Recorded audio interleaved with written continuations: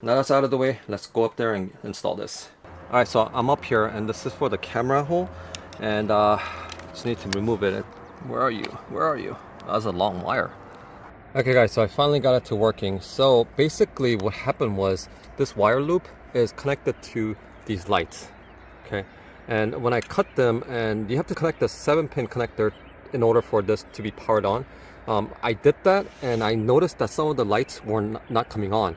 So I figured maybe these two wires needs to be connected. So I connected them and all the lights worked. So now I connect the camera wire to these ends. So the green wire is the positive wire and then the white wire is the negative. So I connected that. So basically, instead of cutting them, you just have to tap into them. I mean, this, you could do it this way too. So let me show you guys what I'm going to do. Okay, so what I'm doing here is now I'm connecting the wires together, but then I'm also tapping into the wire like this. And I cut the excess wires off because the wire was pretty long and we don't need all of that.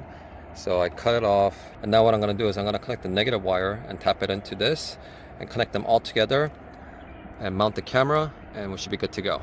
Alright, got everything mounted, we got it working. And so now let's check out the footage. You know, the resolution, it's 1080p. It's not the best resolution. You're not going to be winning some award with the screen, but you know, it's better than nothing. It's a day and night difference for me, at least, when you're backing up a trailer. So yeah, this is a must-have.